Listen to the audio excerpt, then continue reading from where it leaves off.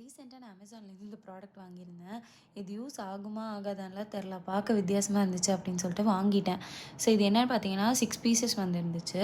இதில் வந்து ஒரு ஸ்டிக்கர், அந்த ஸ்டிக்கரை பிச்சுட்டு நம்ம வந்து எந்த சர்ஃபேஸில் ஒட்டிட்டோம்னாலும் அதை வந்து நம்ம டைல்ஸ்லேயோ தரையிலையோ செவுத்துலேயோ அந்த மாதிரி நம்ம இந்த ஏர்டைட் சைடை வந்து அடித்து ஒட்டினோம் அப்படின்னா அது வந்து அப்படியே நிற்குது. ஸோ இது வந்து நம்ம எதுக்கெலாம் யூஸ் பண்ணலாம் அப்படின்னு சொல்லிட்டு நானாக சும்மா சாக்கு கண்டுபிடிச்சது என்னென்னா, இப்போ நம்ம கிச்சனில் வேலை செய்யும்போது வீடியோ பார்த்து குக் பண்ணுறோம் அப்படின்னா நம்ம வந்து அதை பாட்டுக்கு செவுத்தில் ஃபோன் கேஸ் பின்னாடி இதை ஒட்டிட்டு செவுத்தில் ஒட்டிட்டு நம்ம வந்து அப்படியே பார்த்துட்டே சமைக்கலாம். அதே மாதிரி வந்து வேறு ஏதாவது ஒரு மிரர் பின்னாடி ஒட்டிக்கிட்டீங்க அப்படின்னா வந்து எங்கேயாவது வெளியே போகும்போது ரெடி ஆகணும் அப்படின்னா அந்த மிரரை வந்து நீங்கள் வந்து அப்படியே செவுத்தில் வந்து ஒட்டிக்கலாம். அப்படி இதுக்கும் இல்லை அப்படின்னா ஏதாவது நோட் பேடு அந்த மாதிரி ஏதாவது ஒன்று பின்னாடி ஒட்டி நீங்கள் செவுத்தில் ஒட்டிக்கலாம்.